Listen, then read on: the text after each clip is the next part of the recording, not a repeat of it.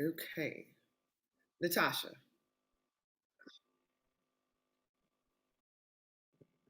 can you hear me? I can.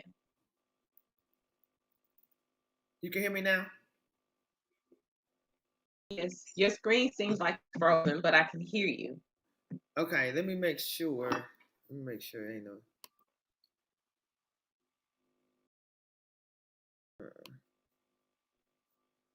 Go to the comments. You good now? It cleared up.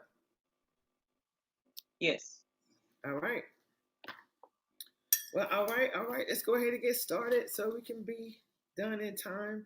Not sure if this will take a whole hour and a half or not, but we'll see. Uh, Let me go in the group and let them know that we are starting.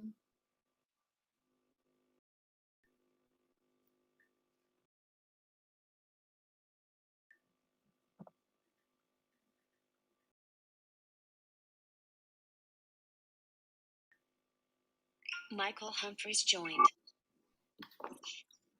Okay.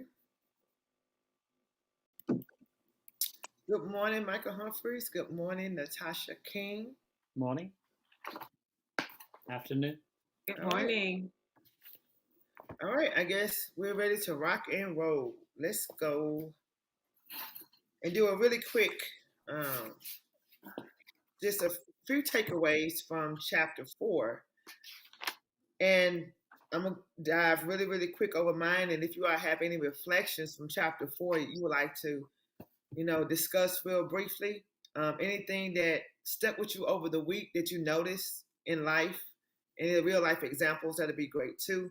But my top 3 takeaways from chapter 4 was on page 73. If I had blank, I would blank. I think those are really great questions to always ask yourself. Hello, someone saying hello, everybody in the comments. Hello. We don't know who you are. You have to register through that link. And if you register through it, it'll show us who you are. And it'll show your picture as well, okay? But hello back to you from everybody that's here. That's a good way to really define your purpose or your passion at any given moment.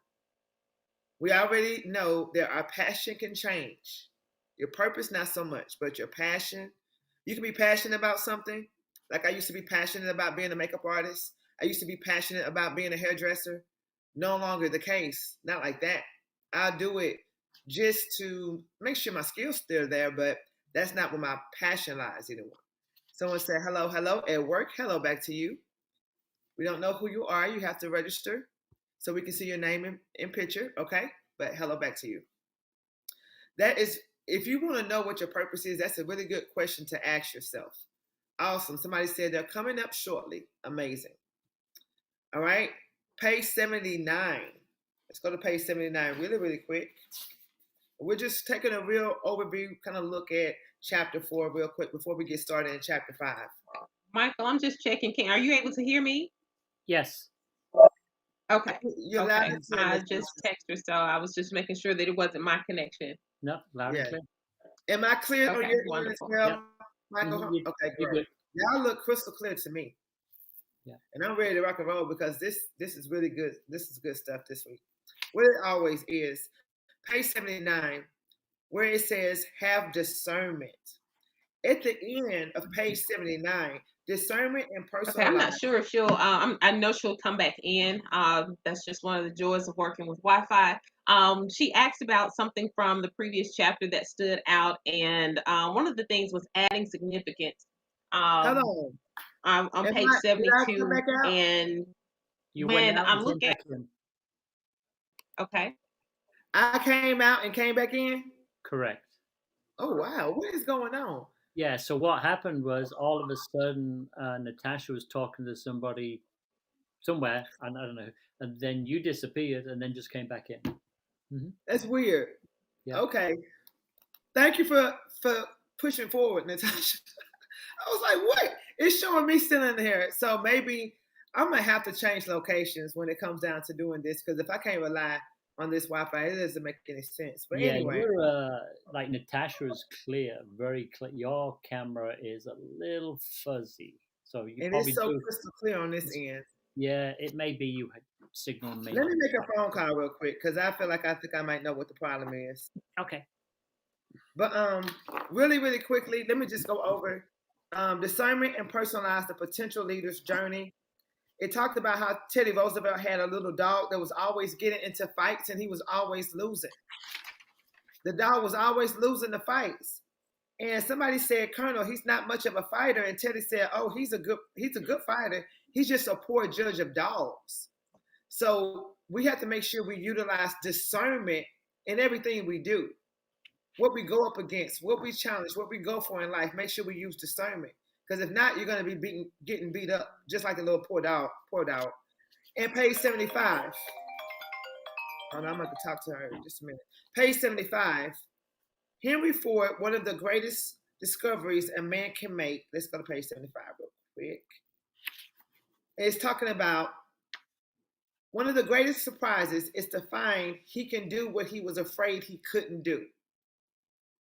Once you realize that you can do what you were afraid you cannot do, you're building confidence in yourself. It's only going to help you go to the next level. What I want you all to do now, because if I'm having Wi-Fi difficulties, I'm about to take a few minutes to see if I can, on the back end, see what the problem is. But go from pages 83 to page 88. Can you hear me? Yeah, I can hear you. We've lost Natasha. What's going on? I don't know. It's a crazy day. But page 83 to, just make it 87. 83 to 87. If you would, kind of go over your highlighted points, Michael. Hold it down for a few minutes. I'll be right back in, okay? Okay. I can't see anybody make comments, so that's great. So, but as Carlotta was saying, chapter 4 was good. Obviously, chapter 5, the ones who have not got that, great. Get the book. That would be a big, big deal. Try and read ahead, but obviously we do go through it. Give me 1 second now. I am looking at. Oh, I got 10%. So I'm going to have to plug myself in. So I apologize. So give me a second. So, equipping potential leaders, it's no point in just having leadership if we're not going to equip them. A lot of times we can get in an organization and we can expect somebody to do better than they actually are, or we feel they're more equipped than they actually are. So you got to be careful there. If we don't give the person enough to climb a mountain, but we want them to climb that mountain, then that's our fault as a leader. So, like Carlotta just said, personalizing the journey is so important because as I've done different positions through my life, running a janitorial company, pilot, running aviation, being a vice president of a financial company, it's learning different.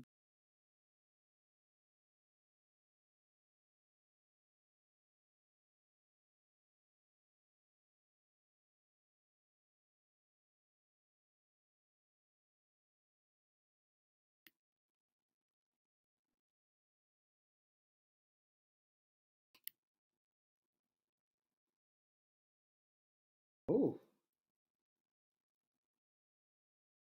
Hello, Michael.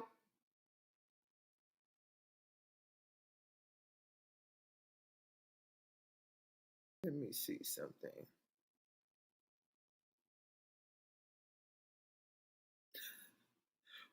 Y'all bear with me. If you can hear me, just give it a few seconds. This whole entire system is just acting. I don't know what's going on. Maybe it's, I don't know. Can't be the weather. Hold on.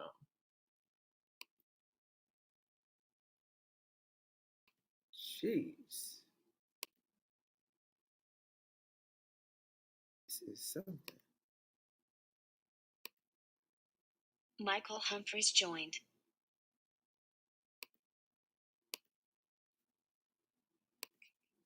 There we go. I can see Carlotta. Okay. You see, you face. can I hear see me. a black screen for Natasha. I'm kicking those out right now. That was so weird. It seemed like something was taking over my computer talking. Yeah, so when you disappeared, it was just me. I talked, and then all of a sudden, I'm sorry, I'm plugging myself in. Look, my power's going to get low.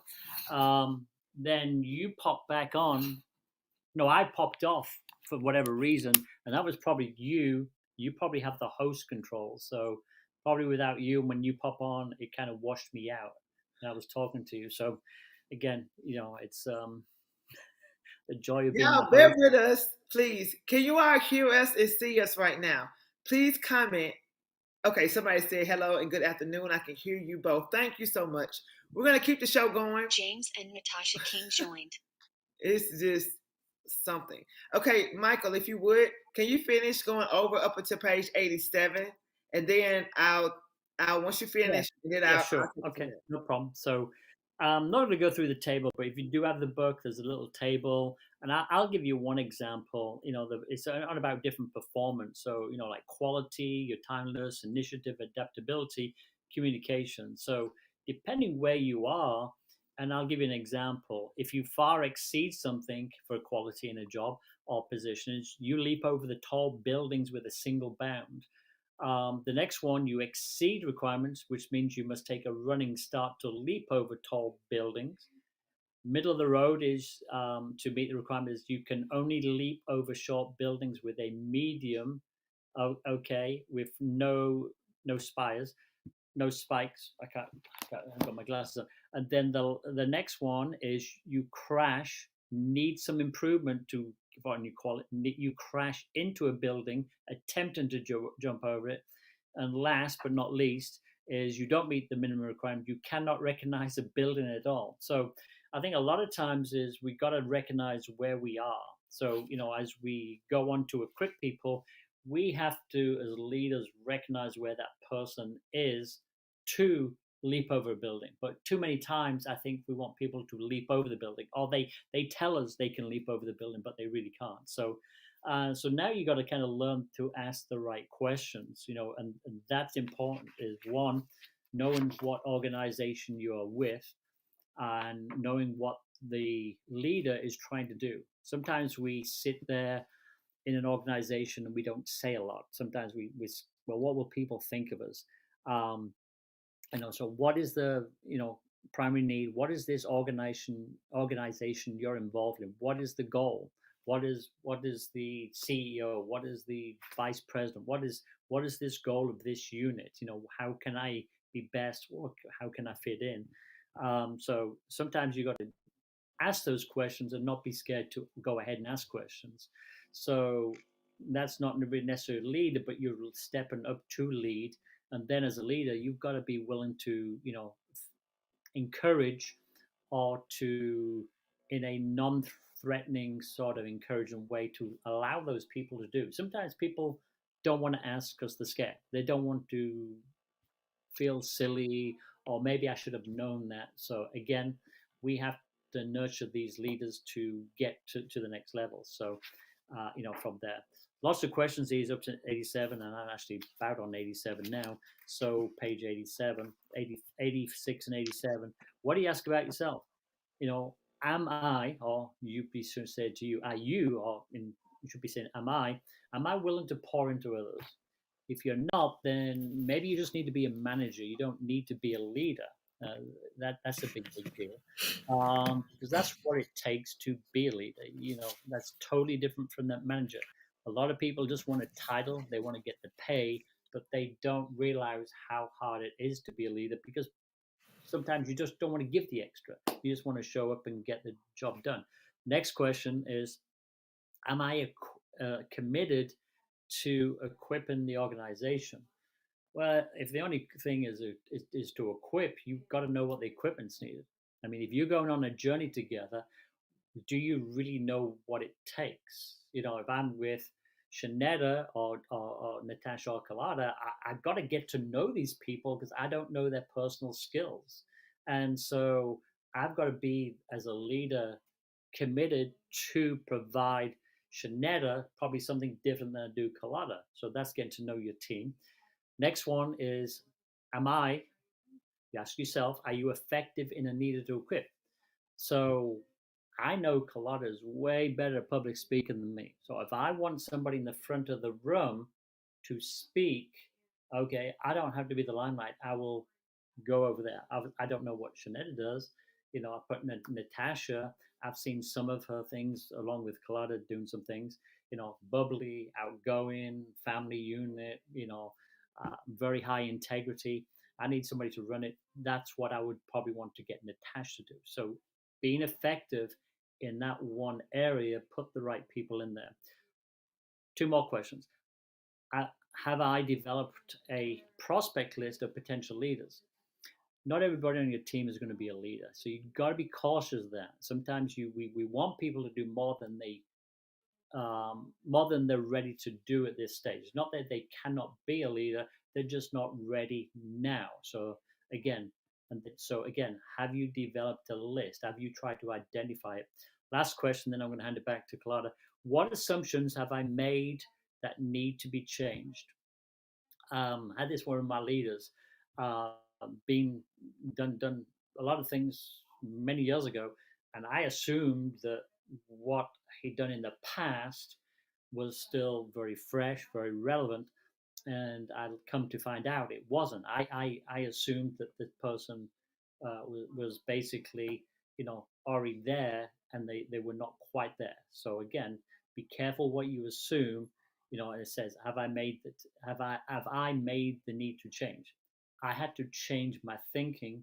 I have to change how I equip people in that. So anyway, I'm going to hand it back to you, Carlotta. I hope that helped in all this wonderful technological world that we live in. Right, absolutely. Thank you for holding it down.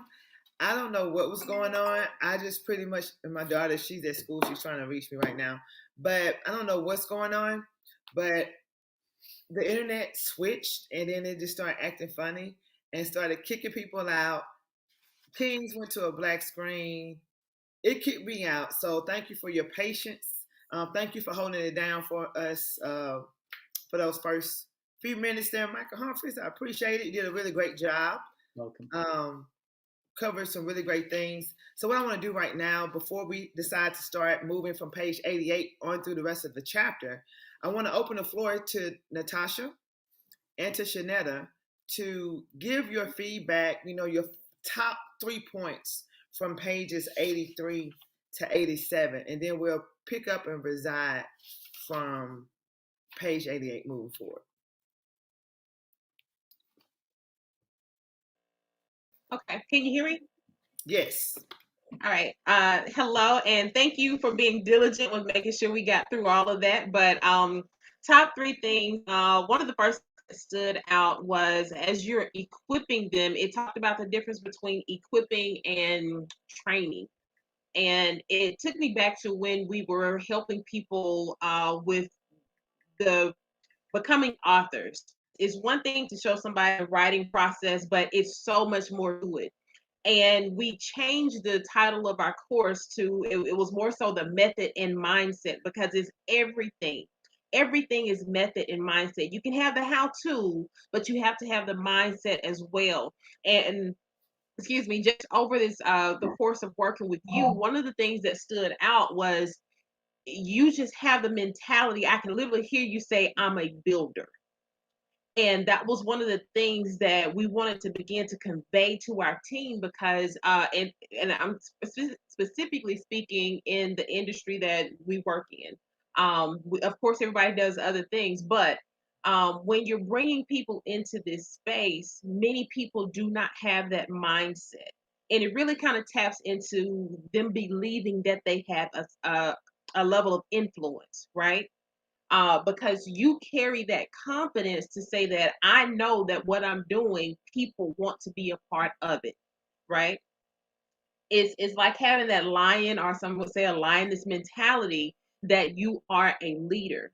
And so it's one thing to attract those people to you, but it's another thing when people see something as that could be profitable for them in some way, shape, or form, but to really cultivate that mindset for the long haul, to take on that persona. I am a builder. I am a leader. So that was one of the things that I loved. It was on page 84. It says, um, he must be taught to think. Most important, he must be able to think And he gave the reference in terms of a mountain climber, but you have to have that mentality, right? To think, not just the how to. One of the other takeaways, and this was a big chapter to me, because it just had you to think. I love the questions in terms of when it says when you're looking at equipping and the questions that you're supposed to ask, looking at your organization, yourself, and also your potential leaders. Those things are so paramount when you're growing an organization. And before he went any further, he said, if you have not answered these questions, you need to stop. If you haven't already answered them, and I don't know anyone that's in a leadership position that could really read this and not pause for some type of reflection. Like, how can you just skate through that without having some type of inward thought? So in answering those questions, a lot stood out. And one of the things was, what is the primary need of the organization? What's the primary need of the organization? And to be able to answer that truthfully. One of the others, I think Michael touched on it, was where it asks, am I able to meet some of the specific needs? And that's a humbling place, because you know that you are not, well, not everybody, but you should know that you are not able to do everything. And so are you able to identify those leadership qualities in someone else where they can take the lead on that and still provide what's needed? So I thought that was powerful. And you said three things, and um, I don't have a third. I just want to go into the next one. Well, yes, I do. I'll say, well, no, that's 89. So I'll stop there. I'll just share those 2 points. On you, Shanetta. Hello, hello, hello. Finally was able to get in. It's grateful to be on this platform. Can't really say I can pinpoint 3 things, but something I can be honest with myself. Reading the first page, it made you sit back and reevaluate yourself, because there is a difference between training somebody and making somebody equipped. Being able to equip somebody, because anytime you're in the work field, you get trained for different things, but they can train you all day. But if they're not pouring into you, it's like they're training in vain. Because if you don't, how do I put this? If I'm not retaining the information and applying it, then your training pretty much was in vain. So you're not equipping me for the job. You just trained me, but you didn't equip me for anything. So that really, really stood out to me. It really like jumped at me to let you know, okay, have I been training my people, or am I equipping my people? It makes you look at yourself, how you come at your team, to let you know, okay, I need to start equipping my team, that just like now, when things go astray, somebody else can jump in, because you are equipped for the job. You are equipped for, not just trained. You can just step in at any given time. Let's see what else I put. Pretty much y'all said everything that I was looking at about being tailor-made. Each person, you have to deal with them in different aspects. You cannot go at each person the same way. You have to deal with each one individually according to where they are. That stood out. And I think the most one that really, really jumped out to me is about, am I willing to pour my life into others? Meaning something that I do every day. You can't just jump in one day and then 2 weeks later you don't check on your team. This is a daily thing that you have to do with your team every single day. You have to pour into them, because if not, they're going to fall off. You can't just say, I'm going to call them this week, then next week I don't talk to them, then next week I'm jumping back in like nothing ever happened. You have to be able to pour into them daily, and not just about business. You have to be a concern about the person outside of business. You have to be all about, okay, how are you doing? Because people go through things, and you might think that, oh, maybe they're not interested in the business, but they can actually personally be going through something, and you have to learn to be about the person first, then let everything else fall in place. And that's all I had. Thank you so much, Shanetta, for your contribution and feedback. And thank you, Natasha and Michael Humphries. You all did an amazing job. I do want to make a comment on the daily checkup, though. You don't want it. You want it to be frequent, maybe even weekly. I think daily trying to check up on every leader in your organization might be a little bit too much of a job. So don't wear yourself out trying to keep up and check up on somebody daily, okay? But you do want it to be frequent and kind of often. it talked about in the book, and I'm not sure what page, but it talked about don't be the person who only reaches out annually or just because it's a big event. I'm just expanding that annually. Just because something big is happening, don't be the one, oh, let me reach out now. But really, really great. Everybody gave some very much good, valuable feedback. So let me set the tone for the group because I know we have some brand new masterminders in the group. So I want to say welcome to you all. Thank you for joining the community and investing in yourself. This is the absolute last week that it will be offered for free. Possibly next week it may or may not be on Zoom. I'm not sure. But just for newcomers, everybody who's in the group, you're safe. Okay. But moving forward, it will be about, I think, $79.99. Their first book will be included. The thing is, if you don't invest in yourself, you're not going to see value. Masterminds are not designed to be free forever. Okay, it's just something you do for a warm-up process. I've probably been doing this now well over a year. We're in 2021 now. So I started this back in 2019. So I think it's about time to, when people join the community, they invest. It's an investment in yourself, and then you're gonna cherish it more. People came in high sprung. I'm really excited, but then it's kind of like, But the word free, it confuses people. It really does. But when you make a little investment, I'm not trying to tell nobody mouth out. Some people masterminds are $500, $249. It ain't about the money. It's just about you sowing a seed into yourself. And you will also get your first book for people moving forward. You did a very good job explaining yourself, very articulate. So I'm not sure who that is, but somebody gave, I believe, Shanetta a compliment. So kudos to you, Shanetta. Outstanding. And thank you for plugging in. You make a big sacrifice to plug in on your lunch break at work. One thing I want to go over on page 85. Oh, I forgot to tell you the notes. So if you're listening and you've had the opportunity to read chapter 5, we don't want it to be an amen session in the comments like, oh yeah, good job. Yeah, that I agree. We want you to either post your comments, your questions regarding the text. What is your takeaway?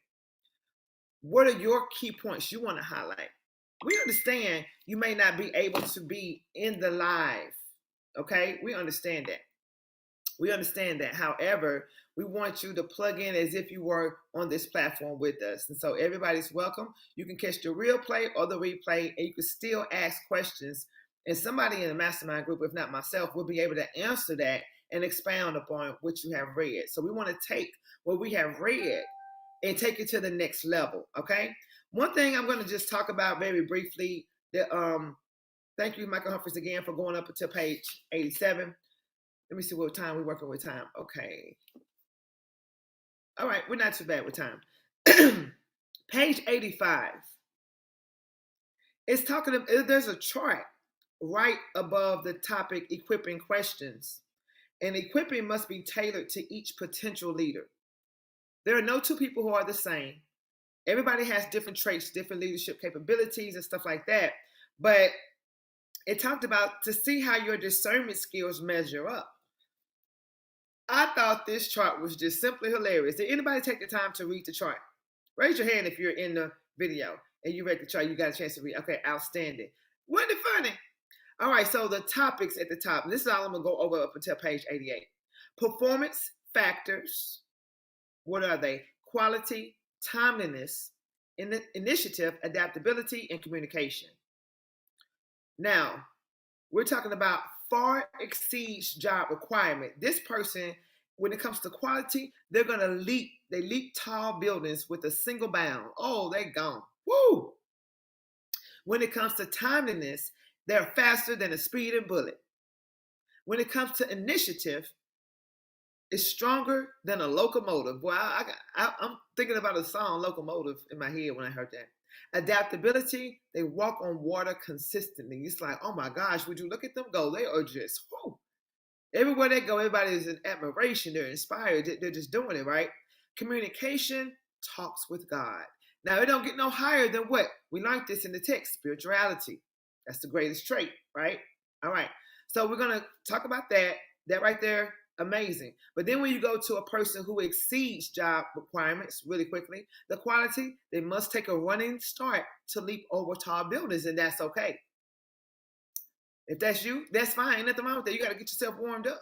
Okay. When it comes to timeliness, fast as a speeding bullet. They're as fast as a speeding bullet. They're not faster, but they're as fast. When it comes to initiative, it's stronger than an elephant. Okay. And when it comes to adaptability, walks on water in emergency. So in the case of emergency, they are the person to go to. You got an emergency? Boom, get that person. Okay. All right. Communication, talks with angels. All right. A little different level there, but still good. Still a level of spirituality. Now, when it comes to meeting job requirements, and I got to go over this whole little thing because it's like very eye-opening. And it really captured my attention. All right. So meet job requirements, quality person. The quality person meets job requirements can only leap over short building or medium with no spire. So this person, they just barely meet the job requirements. Like, what's the minimum I can do? What do I have to do? All right, I'm gonna do just that. Can only leap over short buildings or mediums with no spires. Timeliness, nope, not quite as fast as a speeding bullet. They're not quite as fast. Initiative, stronger than a bull. Adaptability, washes with water. Washes with water. So we went from walking on water in emergencies to just, I'm just gonna dash a little water on me, right? Communication talks to self. But we learned in chapter 4, if you rely on yourself for all the answers, that's not growth. That's not growth. You're not stretching yourself. You need to go outside of yourself to get to the next level. We got somebody that's over here in the comments heavy. Okay. Who is that? Who is that make the last comment? I just want to see. I can't see who that is. All right. And let's go to need some improvement. So you want to do a self-evaluation and see where you are on this chart. And I kind of got an idea. I already know where I'm at. Do you know where you are? If you want to share, please. We're going to move forward after this chart, though. All right. So need some improvement, crashes into buildings when attempted to jump over them. I'm sorry. This right here tickled me. But listen, if that's you, guess what? If that's you, you have room to improve. Okay? Need some improvement. Timeliness. Would you believe a slow bullet? I've never seen a slow bullet. I don't know what that looks like, but would you believe? It's kind of unbelievable to be a slow bullet. So we got to, you got to think about, am I a slow bullet? You don't want to be that person. Initiative shoots the bull. Like the bull is a target, a strong one. And if your initiative, you just shoot the bull, that means everything you try to do, it just really don't work out. Then we need to work on a growth plan, right? Adaptability. You're supposed to be walking on water, yet you're drinking it. Okay? So that means it's not proper alignment. Something is wrong. Communication argues with self. Now we know that is not the goal. Your communication is not effective if you're arguing with yourself, right? The goal is to talk with God, talk with angels. Talking to self is not it, and definitely arguing with yourself is not it. But this one had me cracking up, so I got to read it just to, brighten your day on a Thursday. Okay, so it does not meet minimum requirements. And believe it or not, there are some people out here that actually their life looks just like this. But the goal is, it's not to say that you don't throw your life away. You work on a growth plan to get out of that situation and work toward the left of the chart. When it comes to quality, cannot recognize building at all, much less jump. Just not even there mentally, right? Timeliness wounds self with bullet when attempting to shoot the gun. If that's you and you attempt to try, but you actually hurt yourself, I don't even have really responses for some of these things. It's just really mind-boggling right now. But if you find yourself in this low stage of leadership, growth and development, then you definitely should reach out to a personal coach, like seriously, if you are in the last two, and really the last three. Initiative smells like the bull. That just made me holler, okay? And adaptability passes water in emergencies. That was hilarious to me. Like instead of walking on water, you pass on water, like here you go. But everybody has its place, and everybody's not called to be a person who far exceeds the job. Understand that, okay? Communication loses those arguments. So it's saying loses those arguments with self, if you probably didn't pick up on the chart. This chart was very alarming. It helped you identify where you are. And I think everybody should take a personal assessment and I hope you all can see. I hope you all can see and hear me. So we're going to go ahead. I had to take 5 minutes because it was 6 minutes to exact to go over that chart because it was very, very appalling to me. And it really made me laugh and giggle. Okay, so that's Paul. All right. I did not know who that was, but let me read the comments because I don't see you trying to come in. I have not gotten an alert. It actually speaks when someone tries to come in. So let me read this comment real quick, and then we're going to move progressively forward. One moment.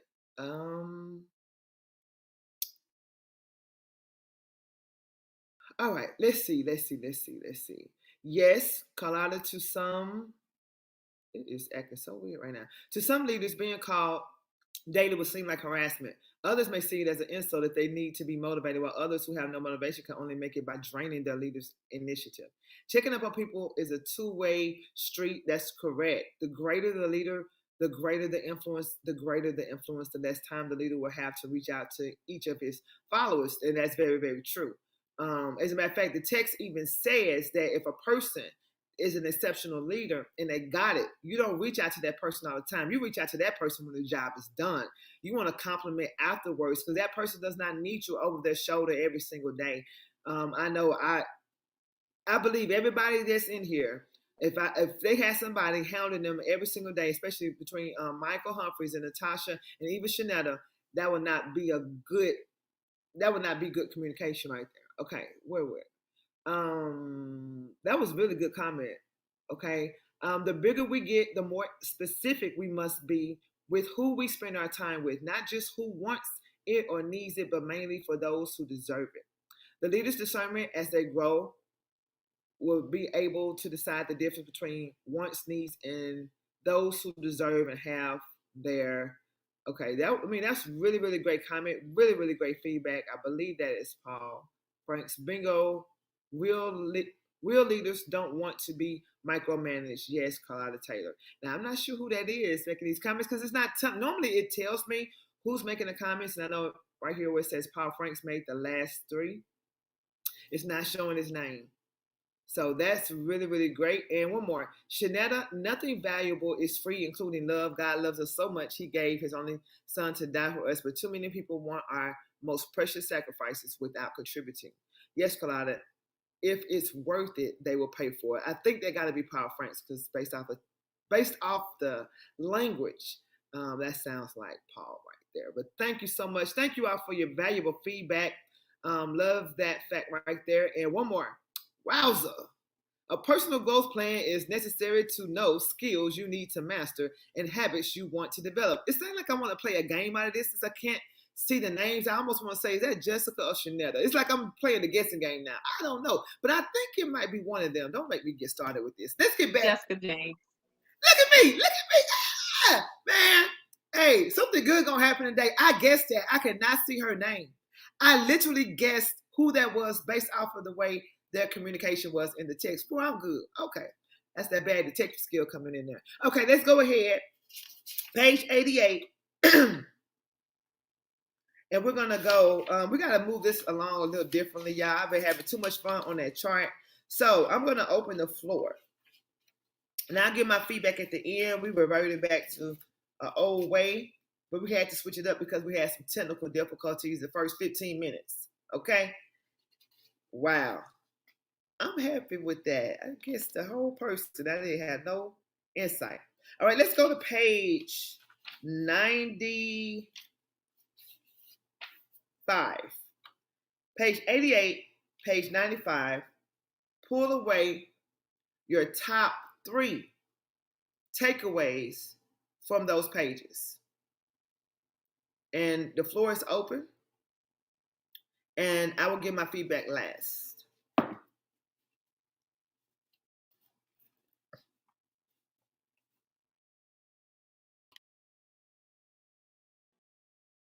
Okay. You already going to say ladies first. Well, I thank you, sir. Okay, at first I was getting ready to pull a few things until I looked at what was on 95, and I just highlighted all of page 95. I took a picture of it, And I'm kind of holding on to that so I can kind of reference it throughout the week as things come. But I'll touch on page 88. It talked about asking, is the person compatible philosophically with the organization and my leadership? And that's such a big deal. Just because you see that someone is a superstar, if they don't mesh well with you and the organization, let them be a superstar in a place where they can really grow. Because if there's no synergy, then that superstar will be suffocated, and you will find, as a leader, you'll find yourself frustrated because you're trying to figure out, why doesn't it fit? It's a great puzzle piece, but it fits another puzzle, not yours. So that was, I thought that was paramount, that it for a leader to look and ask, is this person compatible philosophically, mindset, right? Are they a good fit for my leadership and for this organization? So that was one thing, but I'm going to jump off, since you said some takeaways, jump all the way over to page 95, because one of the things at the top it talked about, it says that often employees are made to feel they are vaguely responsible for everything, and it paralyzes them. This is pretty much talking about communicate the fundamentals. And I think we spoke about this some time ago, how when people know what's expected of them, they are better able to perform. But if that's not communicated to them, they feel as if they have to do everything. And I can think of the many times where and it really doesn't matter where you go, you'll hear somebody say, I have to do everything, right? And they're usually tired or disgruntled. They just have this air about them where they feel like they have to do everything, right? Even in a household, you'll hear and I mostly hear ladies say, well, I have to do well, I take that back. I hear some men say that too. I have to do everything around here, right? And it's because the expectations have not been clearly identified for them. It went on to say, when each concentrates on his particular responsibility, the team can win.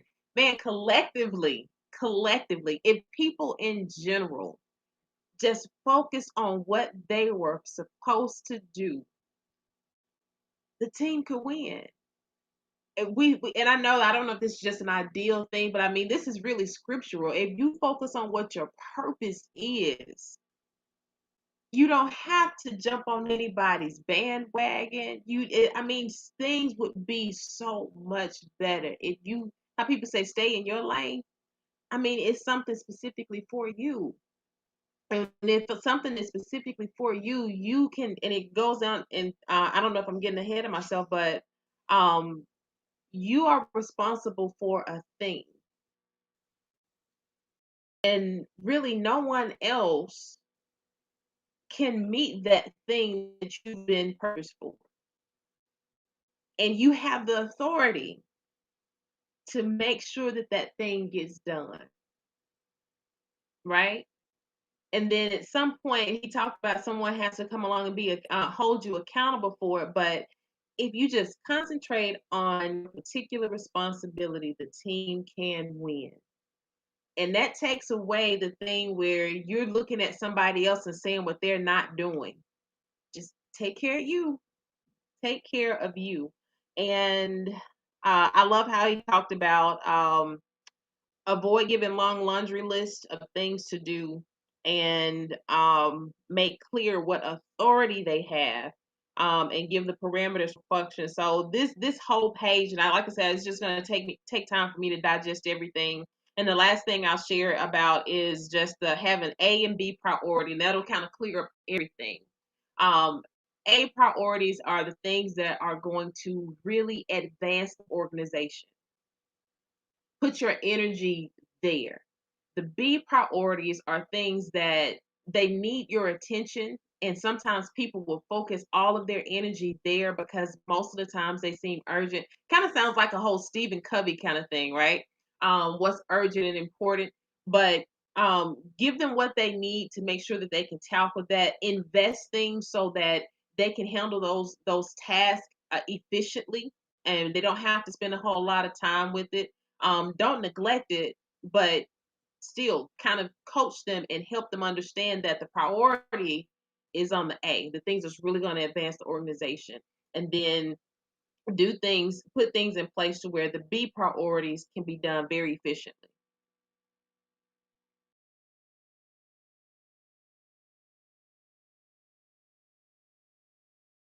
Yeah, and it's very similar. I like what it said about the team, you know, equipping people, but that one person that joins your team really changes your whole dynamic of your team. So you've got to be very careful on, we depend on the organization and I think we spoke about this about 2 weeks ago about selecting the right people in the very beginning because it really does alter. We may think it's not. We may think we are strong enough. We may think the other people are strong enough, but it does change it. So, like you said, potential fit is one.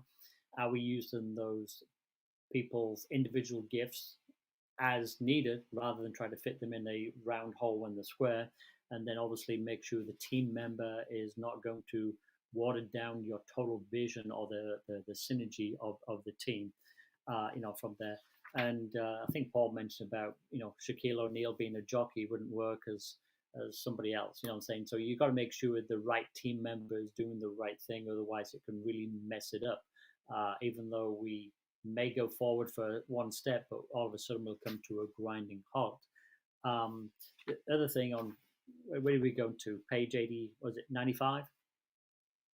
I forgot what page we were going to. So I wrote some notes over here, just scribbling along. A lot of people heard of the SMART goals. SMART is specific, measurable, attainable, realistic, time based. But I think in there as well, it's if we're just setting goals or helping people set goals, most people don't, which is sad. But they don't set a goal that's stretchingly realistic. And I think that should be an S on the end of smarts, but got to stretch you a little bit, because if it doesn't stretch you, we're just going through the motions, and anything that is just you can do anyway, it's really not going to give you that happy feeling. So in my meditation time this morning, I was happy because I'd stretched myself on a personal fitness goal, and it felt good. It felt really good, but it also made me want to stretch myself a little bit more.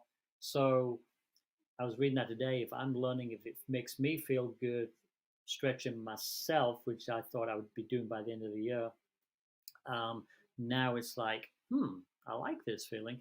What about if we stretch our team members just a little bit? Because it has to feel good. Because if it's not a goal that has stretched them, it's not going to mean anything to them at all. And so, as far as going in there and helping people be accountable, I think you said that, Natasha, is about. I heard somewhere that the lowest form of maturity as an adult is being accountable. And so if you don't want to be held accountable, number one, to yourself, that's a very low form of maturity. And I think a lot of people say, hey, coach, I want to be held accountable. Hey, I want you to be held accountable. But once you say something, it doesn't.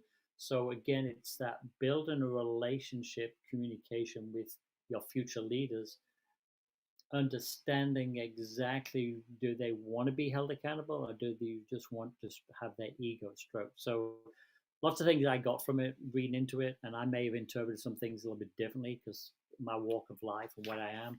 That's what I'm seeing. We don't want to be doing there's a little cartoon there. We don't want to be doing on the job training when we should be in the gym practicing, from there. So you can't make everybody an A player. It's impossible. We want everybody to be an A player. If you're all on my team, I want you to be all out there, all A's. But I'm not going to say a name, but I know I'll pick on Natasha. I don't know her. Sorry, Natasha, you're just going to be a B player. And I don't know. She's not a B player. But you know what I'm saying? So you just got to be realistically see where your team player fits in and praise what they're good at. it's so easy to say, oh, if you do this and do better, we've got to kind of work on our skills to praise and lift that person up where they are, and they're given 100%. They may be 100% B player until they're willing to change. That's it. So anyway, there you go. Outstanding. Great feedback to both of you. Thank you so much for diving in. You can definitely tell when people have read and divulged in the text, it just really makes it come to life. So I really have a lot of notes. I have everything underlined, circled, but for the sake of time and getting through this chapter, I'm just going to talk about 3 takeaways from these last few pages.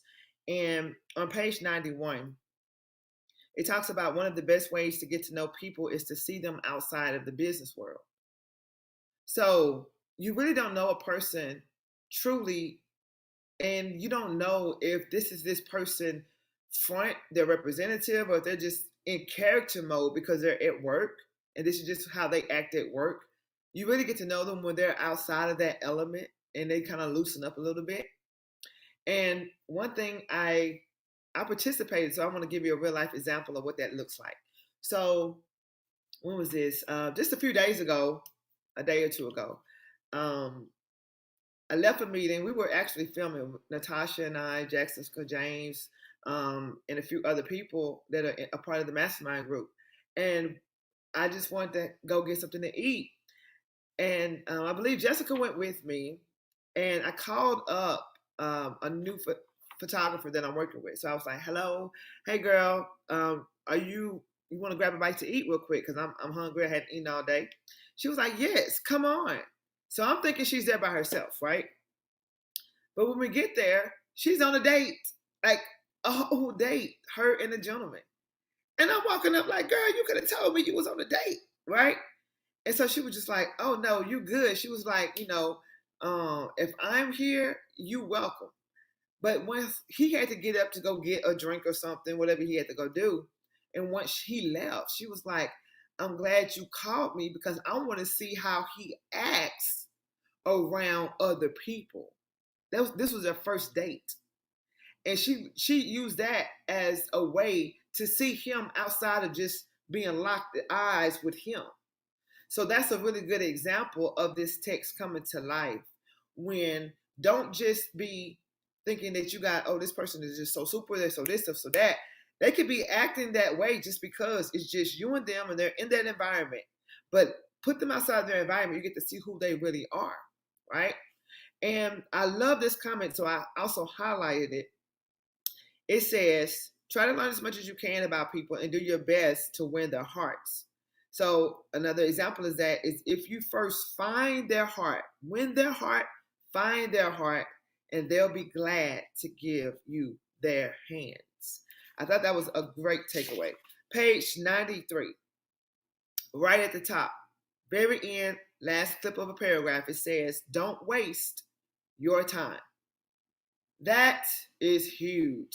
Somebody said wise woman. I agree. Wise woman indeed. That was, I like that play. All right. Don't waste your time, because if you don't want to waste your time, but then I got to add this too. At the end of page 92, it says, be sure not to undersell the job. That hit hard. Reason being, I also am, in network marketing, and a lot of times it'll be like, it's so easy to grab a person and be like, oh, listen, this is a great opportunity. You don't have to, spend no time on it. You just take a product, and listen, just whenever you can. You are underselling the job. So now when they come on board, guess what just happened? They feel like, I ain't got to do no work. I was told directly that all I got to do is explain. And they're always going to do less than what you say. They're going to do way less. Remember the rules, the fractions, you give 80%, they're going to do maybe 40, maybe even half, if that. Okay, so never undersell the job, because if they won't go any further than the equipment process, and that is so true. That's a great takeaway. Whatever you're doing, it doesn't matter if you are the leader of a department head, if you are in a business, own your own business, whatever. Just never undersell the job. And last, before we carry on, I love the way that it talks about make goals attainable. A lot of times, and I know I might be recapping, but I have my own way of just, it's different perspectives. We can all talk about the same point and have a different perspective or a different layer to add to it, right? So when you want to make the goal attainable, you know how people, and I've been guilty of this before in life, where don't let it be a long time if I haven't worked out. Oh boy, you feel like you gotta go get in one of those good workouts, right? And you want to go run a marathon because you feel pumped up, you're motivated that day. You decide to go pull a Michael Humphreys and go cycling or jogging for 50 miles. What's gonna happen after you get done? For the average person, I'm not talking about Michael Humphreys per se. What's gonna happen? You're gonna really burn yourself out. That's a goal. You way up here. How are you gonna maintain that? You mean to tell me you're gonna do that? How many times a week? It's better for you to be consistent doing 30 minutes a day, 30 minutes 3 times a week, than trying to do 15 miles today. And you just got started. So you want to do what? He said, who is this? Ian McGregor.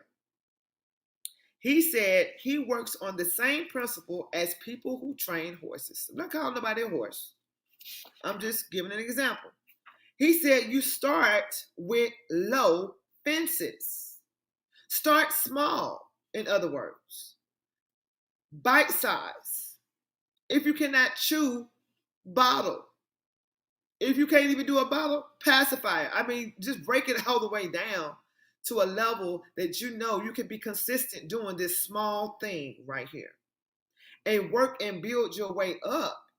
That way, over time, you won't get exhausted and you just won't throw it all away, throw the baby away with the bathwater because you just decided you just want to go all out. All right? Now, all right, so we're making good time. Let's go ahead. We're going to have to do it this way for the rest because we only have 30 minutes and we got some sharp individuals, right? Sharp leaders that are on this platform with me right now, showing their face to the camera. Listen, I want to see some comments because I know this is some good stuff right here. Now, where we are, we're on page 95. We're going to go from 96. We're going to take it about midway to like 103. And if you have read the text, right, we want you to add your comments so we can expound upon your comments. That's what it's there for. And if you have questions, please put the comments in there. I'm looking at the comments. I might not be able to see your name, but I will read them and we will reflect on them, okay? So let's go to page from 96 to page 103. Your top 3 takeaways, and I will go last.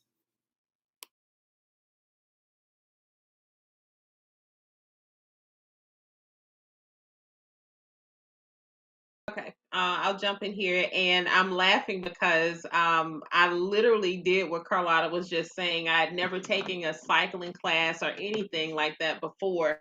I don't know if I had been on a bike since I was probably in middle school, and I decided to engage in a 90-minute course, and I wanted to hang with the instructor.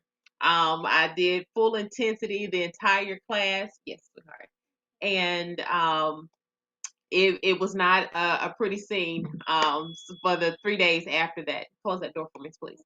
So the 3 takeaways I have in this particular space, and I touched on it a little bit, and I believe this particular portion of the book just stood out so much to me, just with I guess I could say our personal walk, just in a spiritual sense, just to be leaders.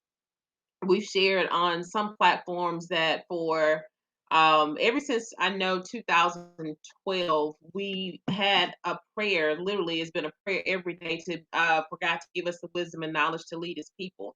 And we know that our walk has been very different from many of the people that were, I guess you could say, many of our friends or people that were around us at the time, to the point where it called for a season of separation, not isolation, but separation and just a phase where we had to really grow. And it touched on, are you really committed to doing that? So this chapter really spoke to a lot of the things that we have been willing to do and that we have been doing. But if I were to pull out anything, I really wanted to go back and talk about, you said up to page 106, I believe.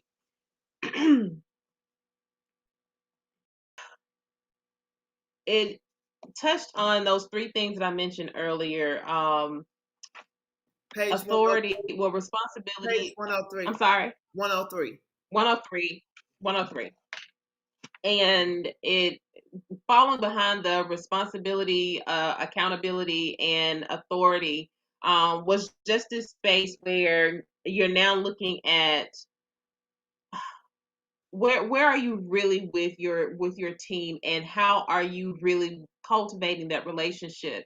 And on page 103, it talked about, when you're looking at something and you're determining what's wrong with the person.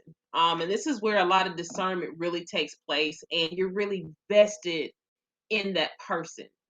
um you look at them and you ask, is this a mismatch between the job and the person? And sometimes that's very simple to do.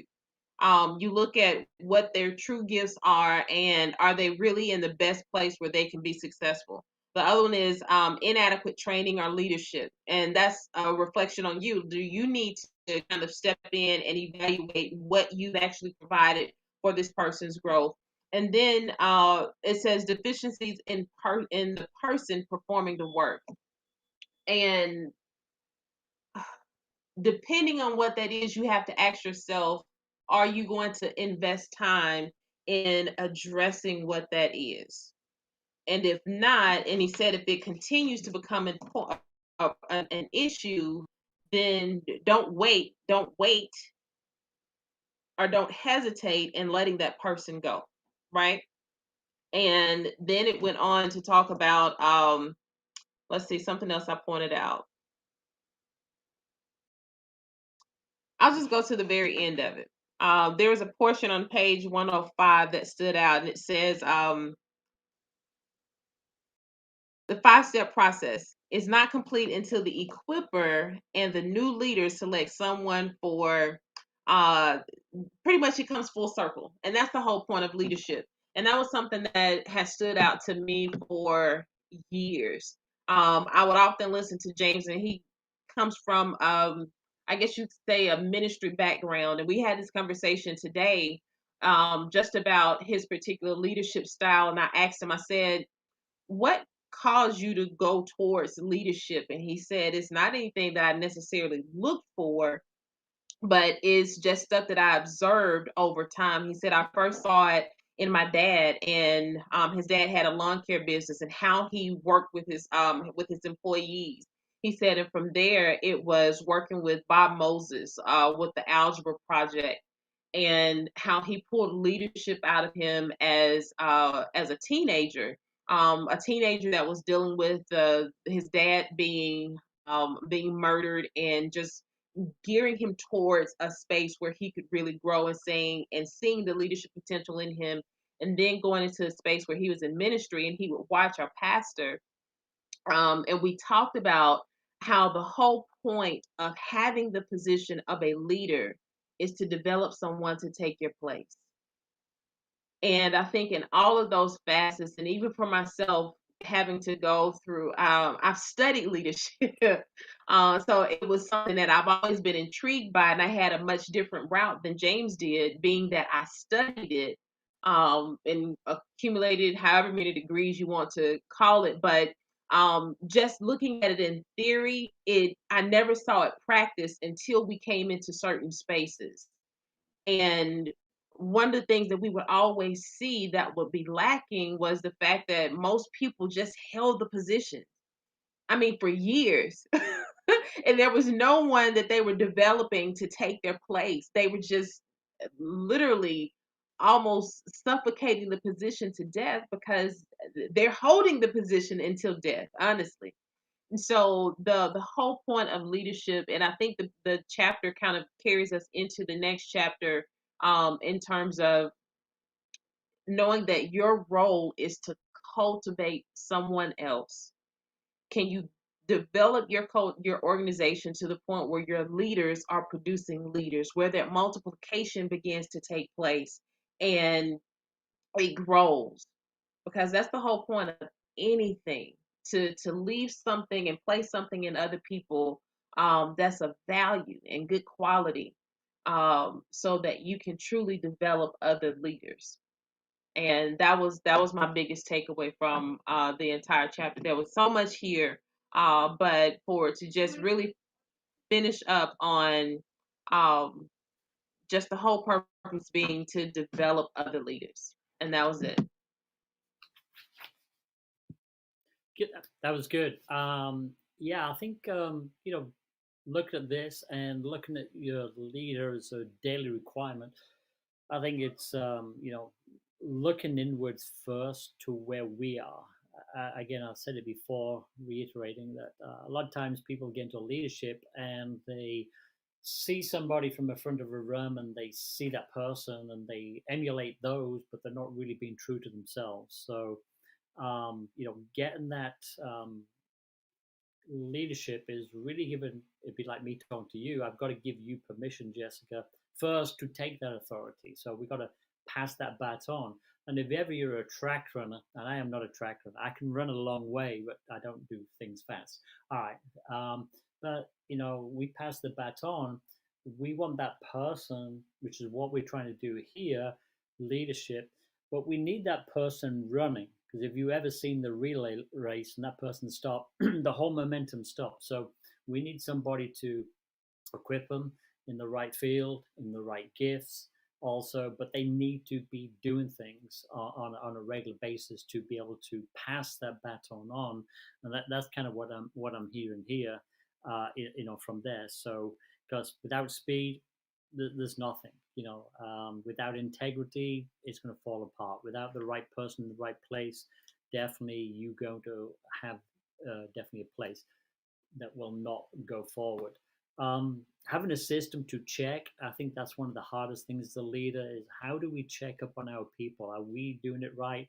Number one, I think as a leader, we got to have somebody not necessarily in our line of business that we can run stuff by, and just things that they're not tainted by a certain pre-minded concept of how something should be done.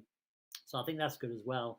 Is do we have a system as a leader to go and have a mentor? A lot of mentors think it's just a boss, and anybody can be a coach. If anybody's been in any sort of business, if it's network marketing, anything, if they've been in 6 months, they now think they know it all, and so now I can lead and I can tell other people what to do. That is not how it works whatsoever.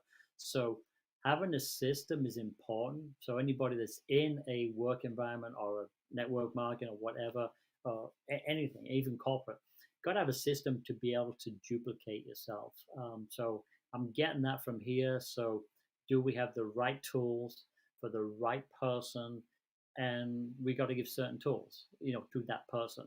And you said it. I think Carlotta said it. We don't want to be giving people steak if they've still suckling on milk. We're going to choke them to death. So that's kind of what I've got from it. Really, kind of where we are, daily requirement. What do we do us to get better, and are we encouraging people and equipping them with the right equipment at the right time? So, wow, that was so good. I had to step away for a second. I had to handle something, but I was listening, and that feedback was impeccable. Natasha and Michael Humphreys, amazing. I do want to expound on something you said, Michael Humphreys, because when you have a following and you have people who are in leadership positions and they take the front of the stage and people literally feel like every single word is gold, and they say, if they tell you, this is how I'm doing it, and this is the way it's done, don't do it this way, do it this way, you will really feel like, oh, that's the only way, and that's the truth, and that's it.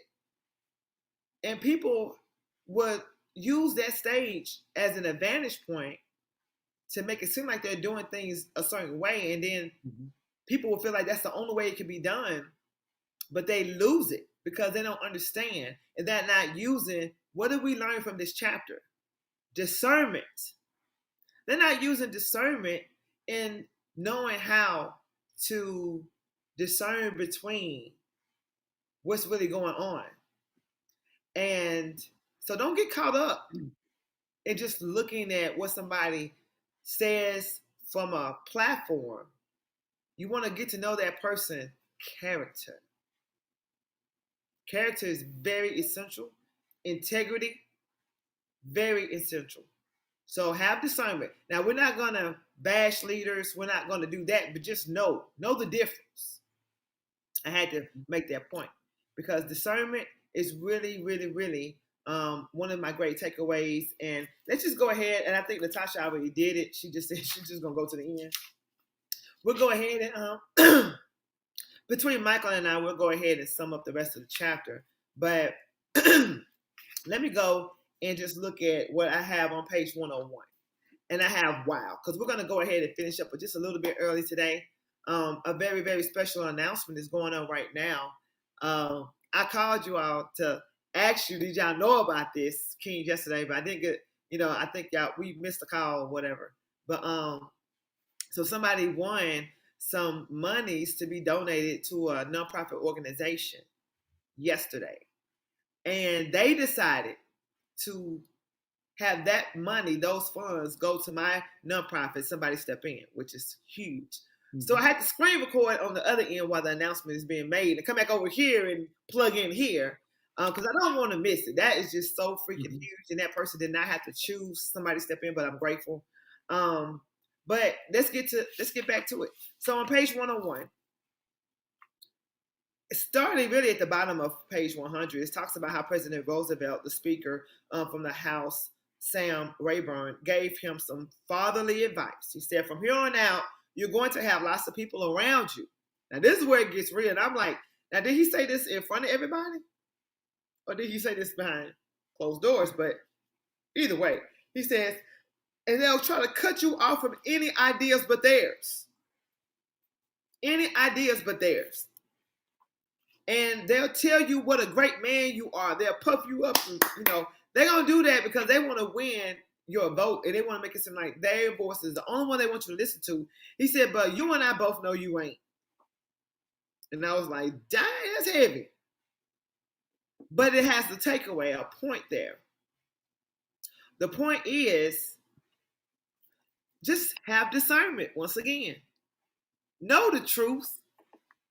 Know who you really are. Know what you're capable of. Let me give you a real life example of that. So recently, I had the amazing opportunity to provide some coaching to a potential candidate who was running for mayor. And I sat this gentleman down because he was open to listen. And I feel like, oh, wow, that's a start. And I gave him some really great advice about his campaign, even though he started campaigning late. Man, I laid it down. Boom, boom, boom, boom, boom. Every point he was like, oh my gosh, this is good. Oh, you're right. Oh my gosh, thank you so much. But I already knew, and I should have told him right then. I said, listen, he had 3 other coaches he was paying. I'm talking about paying money to. And here I was adding value, no price at all. But I felt like it was an investment because this person was XYZ. And I was like, sometimes you just got to give back. Well, I already knew that when he took that back to his camp, the coaches that he was paying that was not doing anything for him, like nothing. I knew they was going to be like, oh no, they was going to bash anything that I said because why? They want to build that wall. They want to be like, I'm the one you want to listen to. Don't listen to nobody else. Even if it's going to be best for you, even if it's the truth, even if it's what you need to hear. And everything was not all peaches and fluffy cream that I had to let him know that I coached him on, right? So that happened. But the takeaway is just know for yourself who you really are and what you are, what you're capable of, and know that people will try to build walls up. But you got to have an open mind. An open mind is very essential. And leadership, what is leadership? A sacrifice. If you are that person who is in leadership, you're going to have to make sacrifices. And it's not all about you. It's about the team. It's about the goal. It's about moving forward, right? So that was a very profound takeaway. I'm looking through my notes to see what did I, because I highlight, like I'll sometimes I write up in all my books, circle, underline, and that way it helps me to pick out those key takeaway topics. That's just how I do it. That's just how I do things, right? Now, I do have underlined on page 104. He gives people another chance. He's talking about, what he does, the steps that he does, and his approach from person to person. We already talked about how you cannot handle leaders the same way. You have to equip them, right? And it's the building up of leaders. But he talks about how once he identifies that a person is really not doing it the right way, they're not performing correctly, right? He gives them another chance, but he also begins to document processes in case he has to fire somebody. Now, unfortunately, if you're working in I'm gonna say nonprofit. See, my mind is on nonprofit right now. Unfortunately, if you're working in like a network marketing business, you cannot necessarily have a person on your team and then just fire them outright, like they are in business. But you can create those boundaries, and that person does not have to be your go-to in this area. You can restrict a person from putting them on platforms where they are demonstrating leadership if you know they're not doing the job that they need to do. But that's the sacrifice in being a leader. You have to be able to discern that. I've heard this, and this is one of the best things that I've ever really got. One of them is you do not edify a person who does not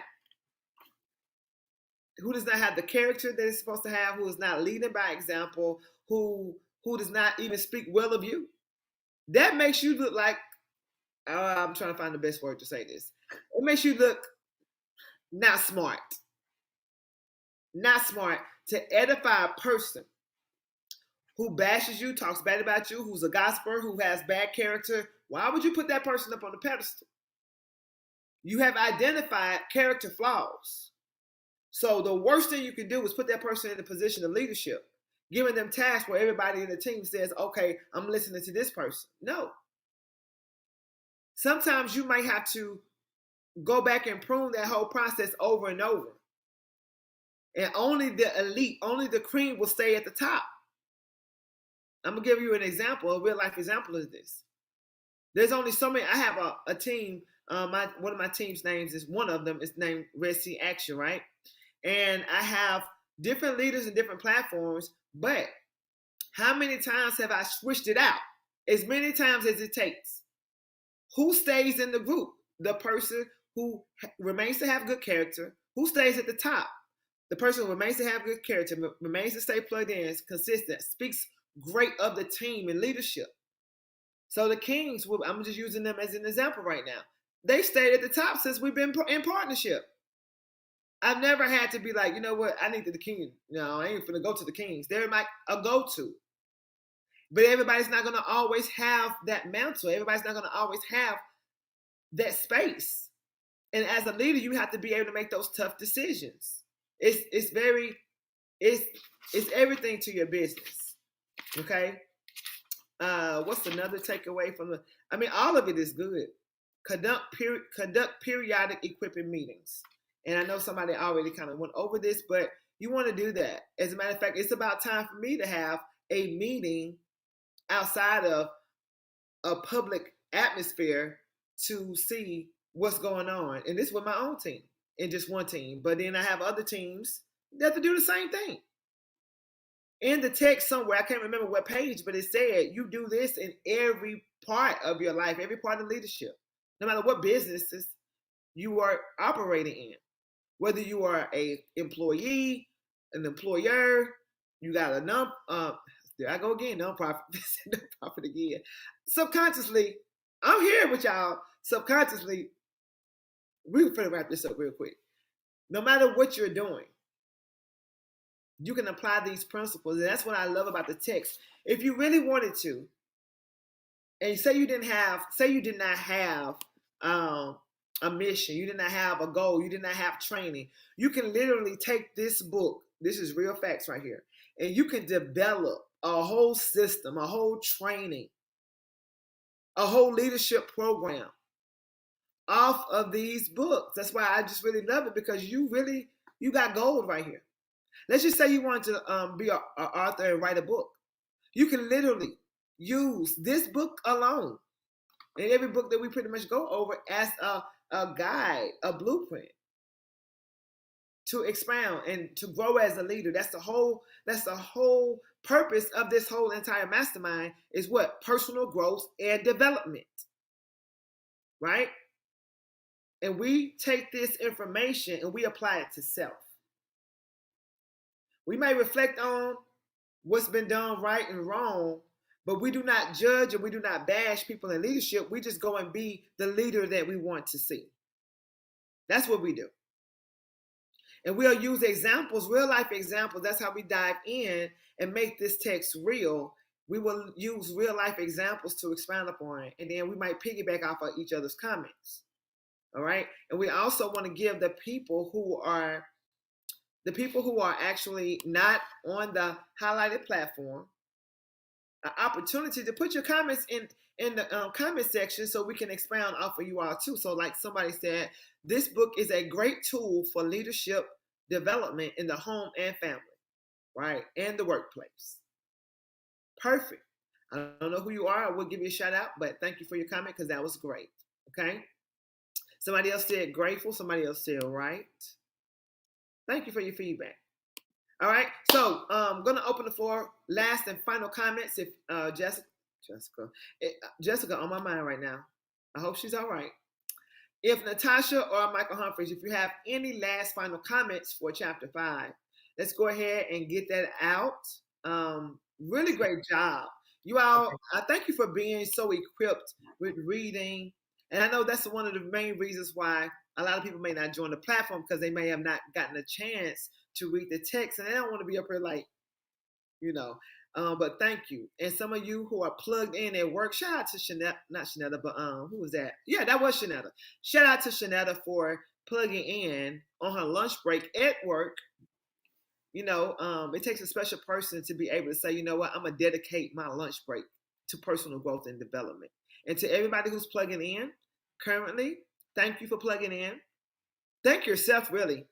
Okay. And everybody who's going to catch the replay, just read. Go back and catch all the way up like Michael Humphreys did. He came in, hit the ball rolling, and he got caught up, and then he moved forward. So go back and read the book and then catch up so you can be ready for next week. I'm going to open the floor really quickly for any last and final comments of chapter 5.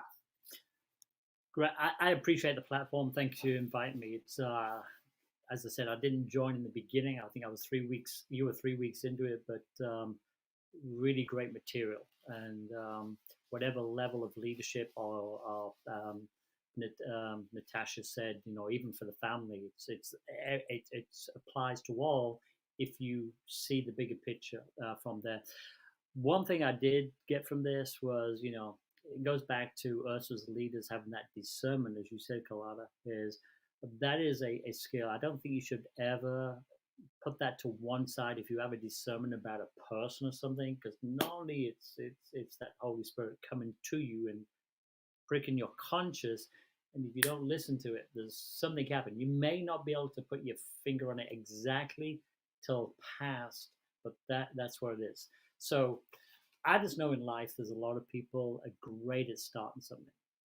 They'll start it, they're all gung-ho, but that's just knowing that person starts getting going, but they can't always finish. It's just their personalities.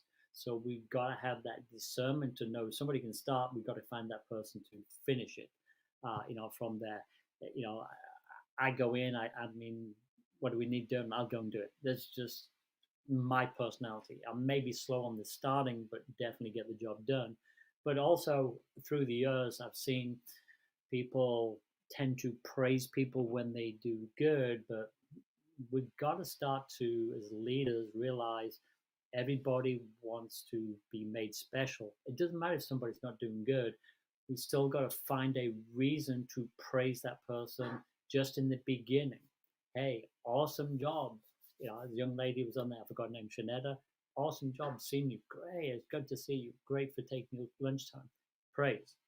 And that may be in first time, the first time I've seen it, but she may be in on the weeks I wasn't here. So finding reasons to praise people, from there. And I like what he said on the last bit about conducting the meeting. What I got from this straight away when it shot out was he has a system again. He has a system in a meeting that he goes through. So you're covering those points.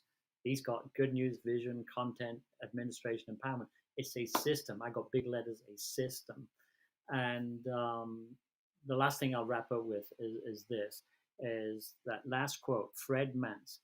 The greatest leader is willing to train people and develop them to a point that they will eventually surpass them. That's what I don't see in most people. They may say it, they may mouth it, but they don't really mean it. And I can sense it when somebody says it, but they really don't, because they only praise you when you're uplifting and they're getting something out of it. So, as I said, you said it. Why put a person on a pedestal if they don't have integrity? I know you said it, but I wrote it in big letters. There's something about that. Your Yes. walk has to be the same. I am the Yes. same personality. I really do believe I am. When you're with me, I'm the same in my office. I'm the same at home. I'm the same in church. Now, some people don't like that because I'm pretty much, but I say the same things. I have the same jokes. I don't care if you're a pastor or not. Okay, they're cleanish, but that's it. So great job, everybody. Great feedback. And I'm glad I could be part of it. Thank you. Wow, why are you gonna do that to the people on your way out? Just sledgehammer down. That was some really great feedback. Oh my gosh, impeccable. Let's hear from Natasha. Wow. I definitely have to just take time now and just give praise to Michael. Thank you so much for adding value to this platform. It has been a joy sharing, discussing, growing, and sharpening with you in this space. And I always say that if people really knew and understood to take advantage, make the investment by planting yourself here, and you'll get so much back in return. And honestly, I was going to touch back. I always like to go back to the first page and talk about it's an environment to be a part of somebody's process. And that touches on what Michael just said about, do you really have a goal and desire for someone that you're investing in to do better than you, to exceed you? And I just have to say it, the greatest teacher that we've all had, even Jesus said, you'll do greater things than I.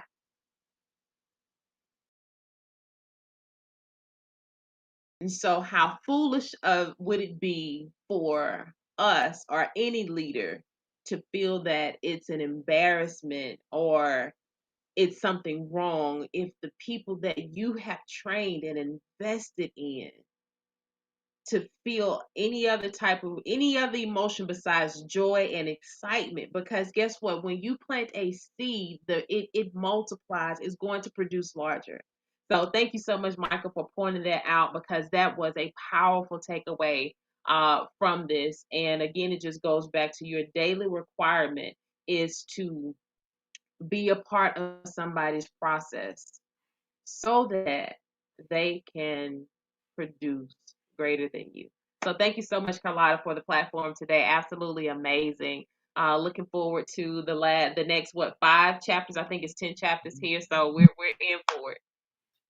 Oh my gosh, great feedback. And I guess we both had to piggyback off of what Michael Humphreys. He gonna just do a mic drop at the end. Man, when you speak those words, when people say words, they don't understand that there's an energy that comes with it, and there's vibrations that are put out. And when you use discernment, it's never going to lead you wrong. So when a person is being genuine, about because of the timing, when they say it, how they say it, with the feelings and energy they say it with, if it's real or not. And I want to, please, I love it when I recruit or when I gain business partners who are sharper than me, smarter than me. That's what I want. And then even if it's somebody that you can equip to be a better leader and they go out and just kill it way better than I can, that is a plus. That's what, not saying you're doing it for notches on your belt, but that adds value to you as a leader, your capability, right? Let's get to the comments so we can wrap up. Someone says a leader doing greater than their leader is the greatest sign that their leader did the job. Wow, look at that. This is exactly what I just said. Perfect. That person, whoever you are, you're in alignment.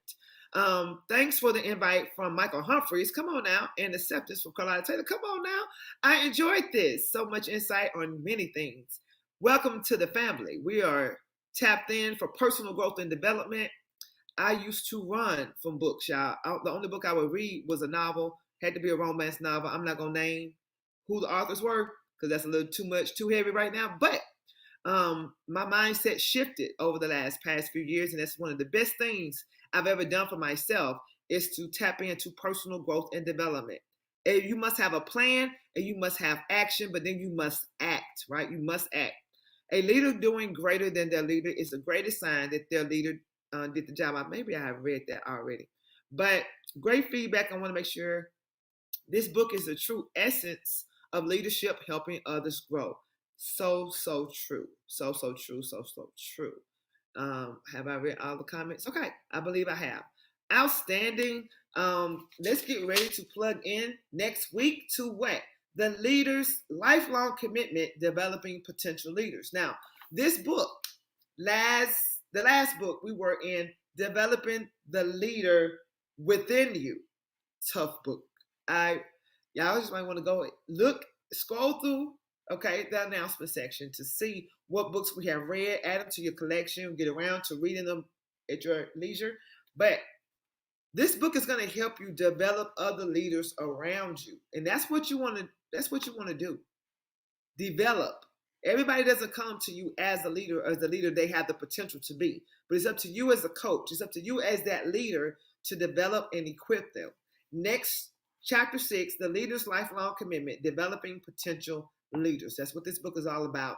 So be very, very excited. I already know, God bless it. Next week is just going to be super amazing. Be sure to start preparing. Set aside time to read. Set aside time. Natasha King is looking amazing. Yes, you are. I love you. Oh, I know who that is. I don't know who the name is, but I can guess that one too. That sounds like James King right there. Okay. Love you, my queen. You better be James King. Ain't that right? All right. Man, this is so much fun, y'all. Carlotta, I have a question. Yes. What's the name of that romance book so I can give it to my wife? No. We're not going to do that. Not right here. No. I read literally certain authors. I'm not going to name that author now. That's okay. But I read the whole entire collection. Some books, man, I used to be so heavy in those romance novels. I would like literally open the book and then finish the book. Wouldn't even go to the restroom. That's just how my mind was on a different place. But I can't tell you when the last time I picked up one of those books now. Because it's all about, I need to sharpen my skill sets and my tools and me as a person. And that's a forever process. That doesn't end. I never get to the point where I feel like, oh, I've arrived. I know enough. Okay, so now I can stop doing that now. It's an ongoing process. Period. But yeah, thank you for that question there, Michael. All right. Y'all go out and have an awesome, amazing Thursday and the rest of your week. And let's try to get more people plugged into the platform. This whole entire platform can hold 9 people. Now, I'm going to try this one more time. Y'all say y'all want it live, but when we did the private Zooms, we had, 9 to 10 people plugged in. I'm talking about plugged in, giving feedback, added value, taking it to the next level. So I'm going to try this live one more time. And if we don't have more people, I'm going to have to call a coach play on this one. If we don't have more people, then we're going to go back to Zoom. We're going to see how that works. Okay? All right? Mm-hmm. We make it real easy and accessible. So y'all got to show up in the comments. You got to show. The whole goal is not just to be doing this, just to be doing it. It's to do it to have impact and to really grow. Okay? Somebody said, great job. Thank you so much to whoever that was. Have an amazing day. All right? See you all next week. Chapter 6. Read it. Ask your questions. Add your feedback and be ready to plug in and rock and roll next Thursday at noon. Bye-bye. Bye.